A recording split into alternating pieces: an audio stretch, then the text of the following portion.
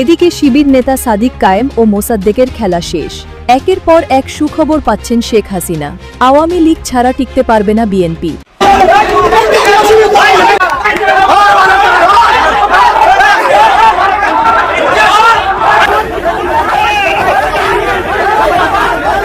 মির্জা ফখরুল ইসলাম আলমগীর পদত্যাগ করার আগেই বিএনপির মধ্যে ভাঙনের সুর দেখা যাচ্ছে। বিএনপির পতনের বিদায় ঘন্টা বেজে যাচ্ছে। এই মুহূর্তে বিএনপির আওয়ামী লীগের কাছে যাওয়া ছাড়া, আওয়ামী লীগের শরণাপন্ন হওয়া ছাড়া উপায় নেই। আওয়ামী লীগকে বলা যে আপনারা আসেন, রাজনীতি করেন, কিন্তু কোনো সহিংসতা করবেন না, এছাড়া কিন্তু আপনাদের বাঁচার উপায় নেই। বাঁচতে হলে আওয়ামী লীগকে সাথে নিয়ে বাঁচুন। আজকে মোসাদ্দেক এবং জুবায়েরকে শাহবাগ থানার মধ্যেই যেভাবে ছাত্রদলের নেতাকর্মীরা এক বেধড়ক পিটিয়েছে বলে অভিযোগ আসছে এবং বিভিন্ন ভিডিও ছড়িয়ে পড়ছে। ভিডিওতে আমরা স্পষ্ট দেখছি গণমাধ্যমে বিভিন্ন দ্রুতই তাদের এরকম নেগেটিভ পরিণতি হয়ে গেল। বাংলাদেশের যতগুলো রাজনৈতিক দল আছে এই মুহূর্তে বাংলাদেশে রাজনীতি করতেছে, এরা যতই ঘুরি উড়াক, লাটাই কিন্তু আমাদের হাতে, বাংলাদেশ আওয়ামী লীগের হাতে। এখন অনেকে বলতে পারেন আওয়ামী লীগ পালিয়ে গেছে, হারিয়ে গেছে, শেষ হয়ে গেছে, নিশ্চিহ্ন হয়ে গেছে, নিঃশেষ হয়ে গেছে। ওকে, মেনে নিলাম। চালান না রাষ্ট্র। যে আগুন জ্বালাইছেন, এই আগুনে আপনাদের সবাইকে কম বেশি পুড়তে হবে। এই আগুন থেকে আপনারা কেউ সহসায় মুক্তি পাবেন না। প্রিয় দর্শক, আজকের নিউজে আপনাদের সবাইকে স্বাগতম। দর্শক, বাংলাদেশের সাবেক প্রধানমন্ত্রী শেখ হাসিনাকে ঘিরে আজকের পুরো ভিডিওটি সাজানো হয়েছে এবং বাংলাদেশের সাবেক প্রধানমন্ত্রী শেখ হাসিনার কিছু বক্তব্য দিয়ে আপনাদের ভিডিওটি শুরু করা হলো। তার কিছুটা অংশবিশেষ আপনারা ইতিমধ্যে দেখে ফেলছেন। বাংলাদেশের সাবেক প্রধানমন্ত্রী শেখ হাসিনা বাংলাদেশে থেকে চলে যাওয়ার পর দেশের পরিস্থিতি এখন কি পর্যায়ে এসে দাঁড়িয়েছে সেটি আমরা সবাই কম বেশি ভালোভাবে দেখতে পারছি। দর্শক, আজকের নিউজটি অতি গুরুত্বপূর্ণ হতে চলেছে। তাহলে চলুন আগে আর কথা না বাড়িয়ে ভিডিওটিতে একটা লাইক দিয়ে ধারাবাহিকভাবে সম্পূর্ণ ভিডিওটি মনোযোগ সহকারে দেখে আসা যাক। বাংলাদেশের যতগুলো রাজনৈতিক দল আছে এই মুহূর্তে বাংলাদেশে রাজনীতি করতেছে, এরা যতই ঘুরি উড়াক, লাটাই কিন্তু আমাদের হাতে, বাংলাদেশ আওয়ামী লীগের হাতে। এখন অনেকে বলতে পারেন আওয়ামী লীগ পালিয়ে গেছে, হারিয়ে গেছে, শেষ হয়ে গেছে, নিশ্চিহ্ন হয়ে গেছে, নিঃশেষ হয়ে গেছে। ওকে, মেনে নিলাম। চালান না রাষ্ট্র। যে আগুন জ্বালাইছেন, এই আগুনে আপনাদের সবাইকে কম বেশি পুড়তে হবে। এই আগুন থেকে আপনারা কেউ সহসায় মুক্তি পাবেন না। এটা রিয়েলিটি। বর্তমানে বাংলাদেশের একদল তথাকথিত সুবিধাবাদী বুদ্ধিজীবী, এদের মধ্যে অনেকেই মধ্যবিত্ত রাজনৈতিক বিশেষজ্ঞ, এরা অস্থির হয়ে গেছে। বঙ্গবন্ধুর কন্যা শেখ হাসিনা কেন বাংলাদেশে যাচ্ছেন না, কেন বাংলাদেশের দায়িত্ব নিচ্ছেন না, কেন বাংলাদেশে গণতন্ত্র প্রতিষ্ঠার জন্য লড়াই সংগ্রাম করতেছেন না, কেন বাংলাদেশ আওয়ামী লীগ স্বাভাবিক রাজনৈতিক প্রক্রিয়ায় ফেরার জন্য যাবতীয় বন্দোবস্ত করছে না, কেন আন্তর্জাতিক পরিমণ্ডলে বাংলাদেশ আওয়ামী লীগ নিজেদেরকে জানান দিতে পারতেছে না, নিজেদের উপর যে আরোপিত নিষেধাজ্ঞা সেটা প্রত্যাহার করার জন্য প্রয়োজনীয় পদক্ষেপ নিচ্ছে না। অর্থাৎ আলটিমেটলি এই মধ্যবিত্ত শ্রেণী, এই গণমাধ্যম ব্যক্তিত্বরা, এই বুদ্ধিজীবীরা, এই টক শো স্পেশালিস্টরা, এই লালবদর গুলা, দুঃখিত লালবদর বলতে বাধ্য হচ্ছি কারণ এই লালবদরদের কারণে বাংলাদেশের আজকের এই প্রেক্ষাপট, বাংলাদেশ আজকে এই সংকটের দিকে এগিয়ে গেছে। এরা অস্থির হয়ে গেছে।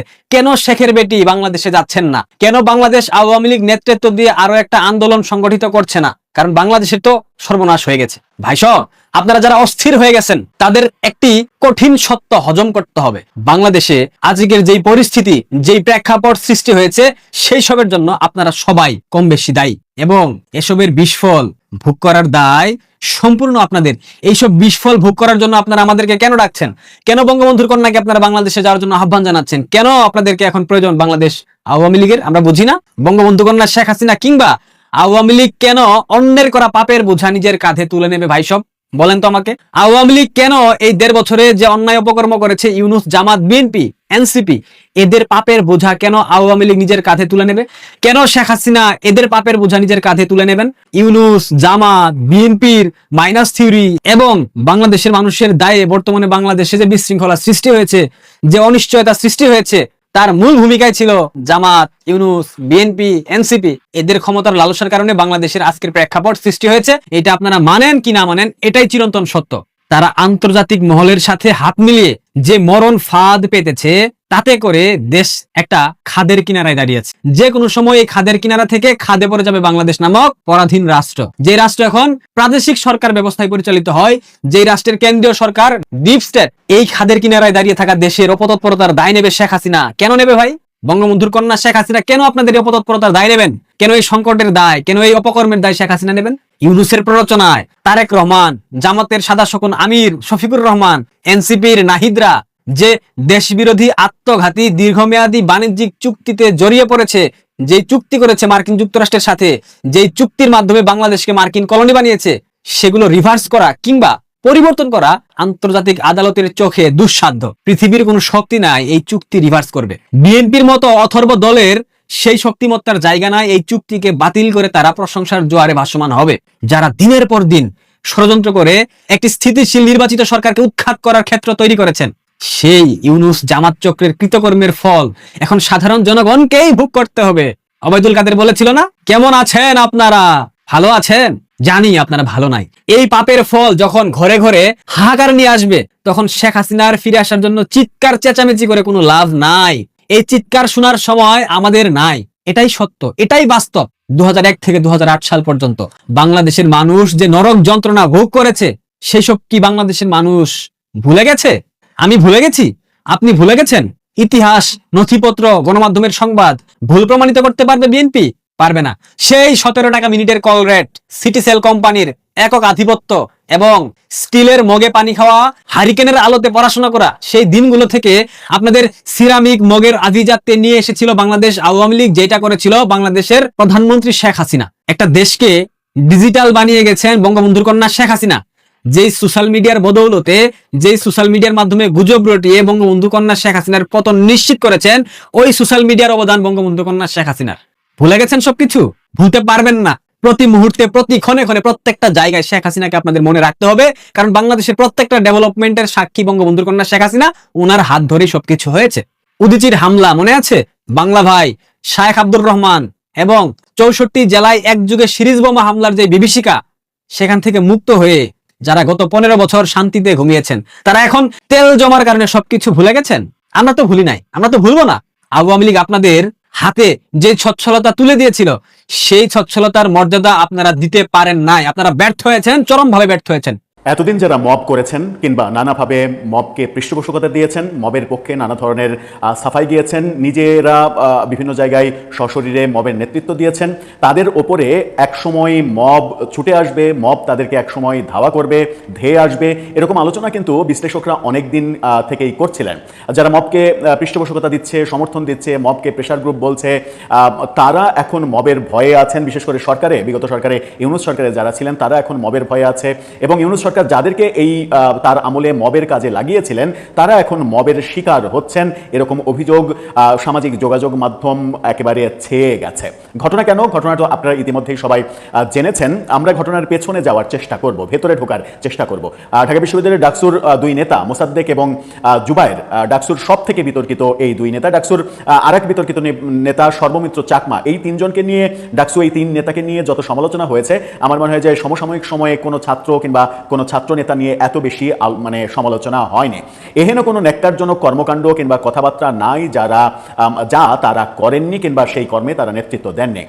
আজকে মোসাদ্দেক এবং জুবায়েরকে শাহবাগ থানার মধ্যেই যেভাবে ছাত্রদলের নেতাকর্মীরা এক বেধড়ক পিটিয়েছে বলে অভিযোগ আসছে এবং বিভিন্ন ভিডিও ছড়িয়ে পড়ছে। ভিডিওতে আমরা স্পষ্ট দেখছি, গণমাধ্যমে বিভিন্ন রকমের খবর আসছে, শিবির, ছাত্রদল পাল্টাপাল্টি পাল্টা ধাওয়া হয়েছে শাহবাগ থানার সামনে, শাহবাগ থানার ভেতরে তারা আক্রান্ত হয়েছেন, অন্তত 8 জন হাসপাতালে ভর্তি হয়েছেন।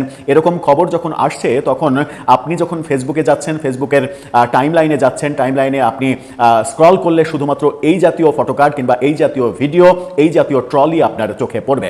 তাহলে 24-এর আন্দোলনের বিপ্লবীরা, যারা নিজেদেরকে বিপ্লবী হিসেবে দাবি করেছেন এবং ঢাকা বিশ্ববিদ্যালয়ের মতো এত বড়, সবথেকে বড় বিশ্ববিদ্যালয়ের ছাত্র সংসদের নেতারা এত দ্রুতই তাদের এরকম নেগেটিভ পরিণতি হয়ে গেল। তারা কি তাদের নিজেদের ভাবমূর্তি কিংবা নিজেদের জায়গা ধরে রাখতে পারলেন না?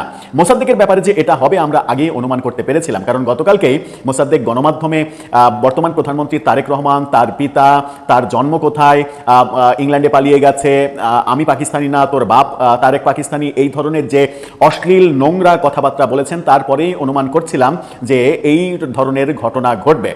তবু বাঁচা যে ঘটনাটা বড় কোনো ঘটনায় রূপ নেয়নি, সামান্য আহত হওয়ার খবর এখন পর্যন্ত পাওয়া যাচ্ছে। গতকালকে মোসাদ্দেক এই অভিযোগও করেছিলেন যে তার দাঁত ভেঙে দেওয়ার দাঁত ভেঙে দেওয়ার জন্য মানে হুমকি দিয়েছে ছাত্রদলের এক নেতা। সেগুলো যে হুমকির মধ্যেই থাকবে না, সেগুলো যে কার্যে পরিণত হবে, তারেক রহমান সম্পর্কে, জিয়াউর রহমান সম্পর্কে বাজে কথা, বাজে শব্দ ব্যবহার করে, অরুচিকর শব্দ ব্যবহার করা, ফেসবুকে তারেক রহমান জাইমা রহমানকে নিয়ে যাচ্ছে তাই লেখালেখির অভিযোগ ছাত্রদল করছে, এরকম পর্যায়ে এই সংঘাতের ঘটনা যে ঘটবে এবং তিনি যে আক্রান্ত হবেন এটা বোঝাই যাচ্ছিল, শুধুমাত্র সময়ের অপেক্ষা ছিল এবং সেই ঘটনাটা আজকে